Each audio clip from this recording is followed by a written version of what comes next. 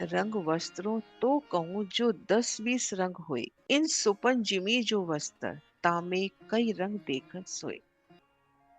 महामती जी वर्णन कर रहे हैं कि धामधनी जी के वस्त्रों के रंगों का वर्णन तब करूं जब 10-20 रंग हो।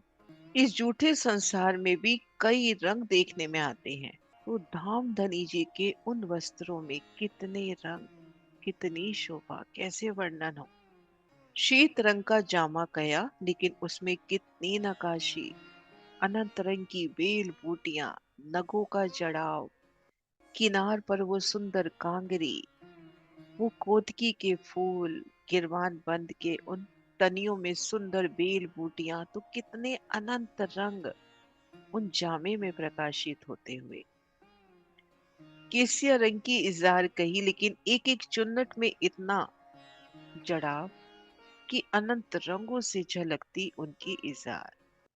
तो यहाँ स्वपन जिमे के रंगों का वर्णन नहीं हो सकता, तो ये धाम के रंगों का, पिया जी के वस्त्रों की उन शोभा का वर्णन किस प्रकार से हो।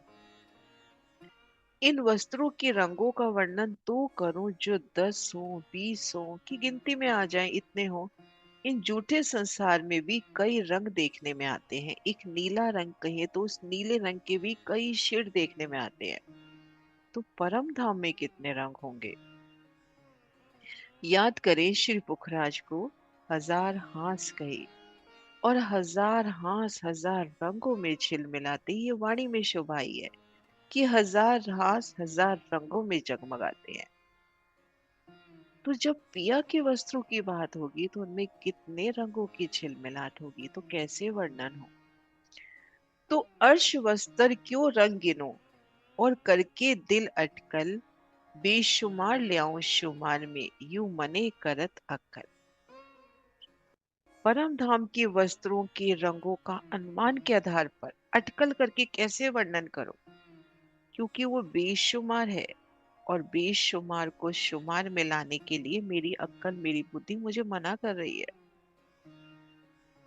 कि आप अरबा अर्श की हो। शऊर करके देखो ना कि कितने रंग होंगे।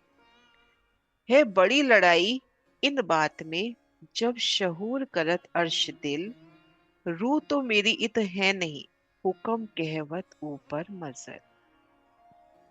परम धाम का ज्ञान लेके आप श्री महामती जी कह रहे हैं, मैं विचार कर रही हूँ तो मुझे बड़ी उलझन होती है कि मेरी परातम तो परम धाम में है, कि जो मेरा मूल तन है वो तो धनी चरणों तले विराजा है, और यहाँ वर्णन कराने वाला धनी का आदेश है जो मुझसे वर्णन करा रहा है।